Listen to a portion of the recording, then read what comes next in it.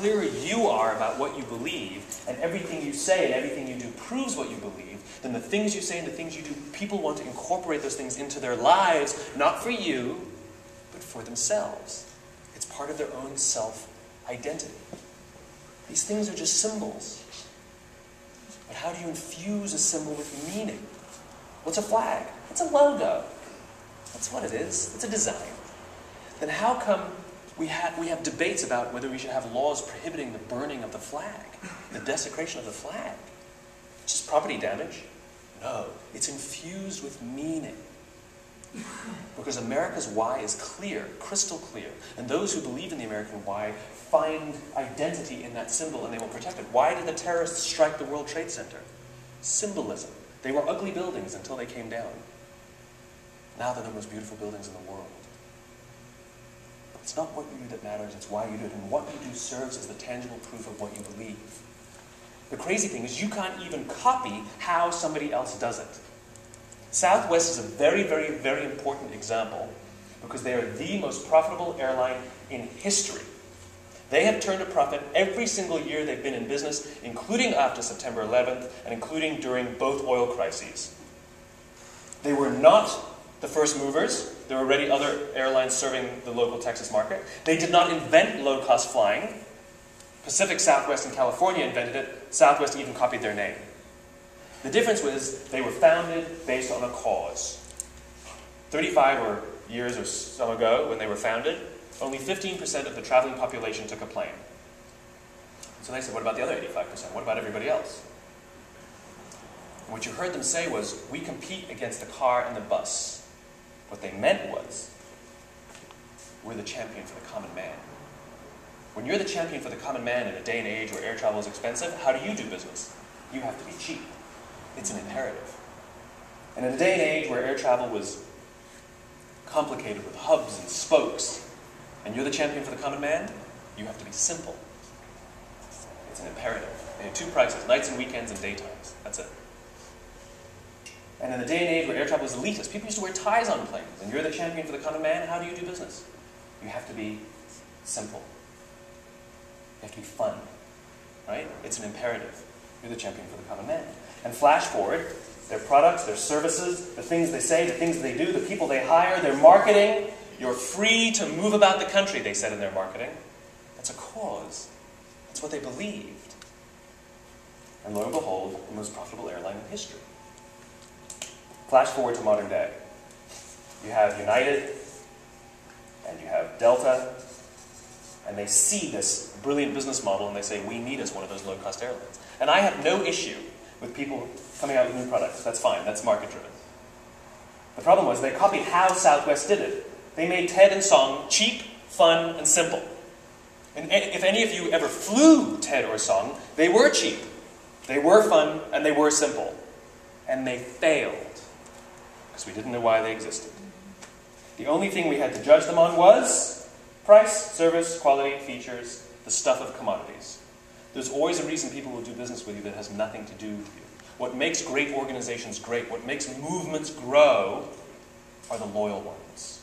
And there's a huge difference between repeat business and loyalty. Repeat business means I'm willing to do business with you over and over and over again. Loyalty means I'm willing to turn down a better product at a better price, maybe even be inconvenienced to continue to do business with you. That's what loyalty is. People were loyal to Southwest Airlines. So when the price was close or was a little bit inconvenient, they chose Southwest. Of course they flew the others. But when push came to shove, this is the one they preferred. And after 4 years, both of these went out of business. No loyalty.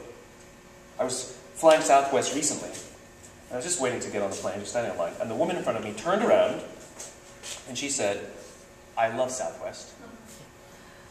I didn't ask. And it's this visceral need to tell people about this. She wasn't telling me about Southwest, she was telling me about herself. It's the same reason why when you try and convince somebody who loves their Apple that they actually bought a substandard computer, just think about that for a second. Rationally speaking, the rational part of the brain, right? Rationally speaking, Apples are at least 25% more expensive than their PC counterparts, sometimes double the price, right?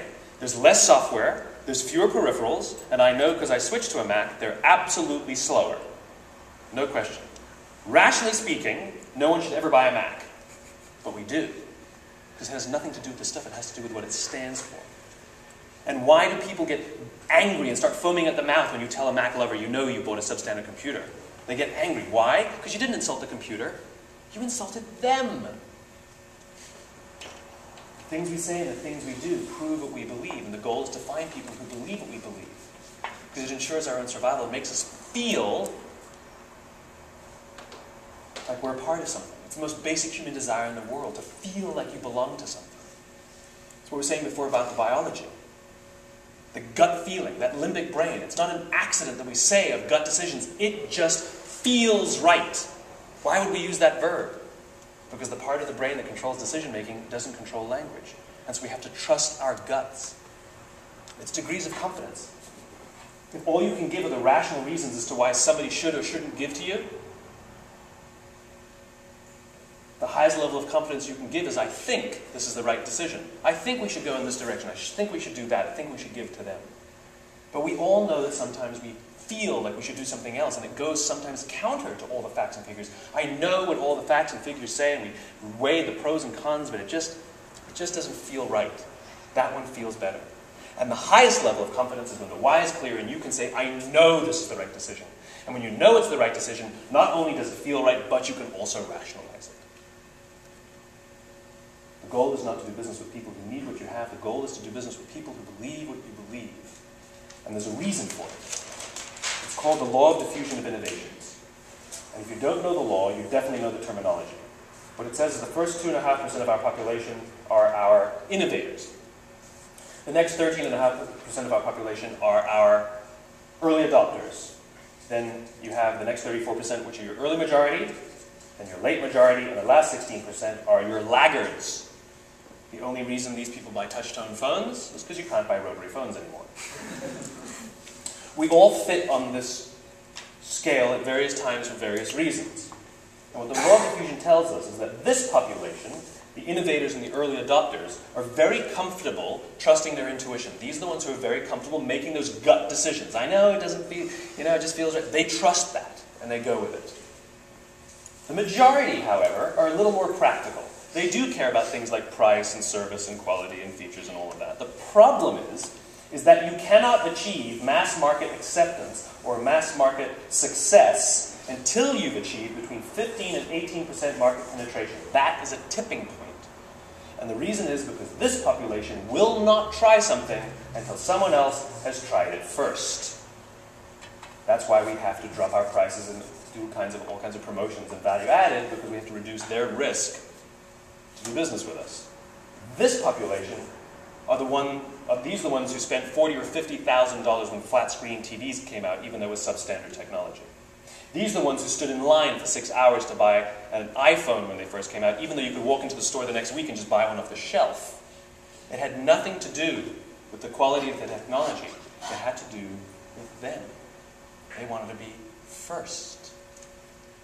It is their own identity. And they're willing to suffer, take risk, and pay premium simply because these things help them define who they are. And if you get enough of them, it tips. I'll give you a famous failure and a famous success of the law of diffusion. First, the famous failure. It's a business example. TiVo. We all know TiVo. TiVo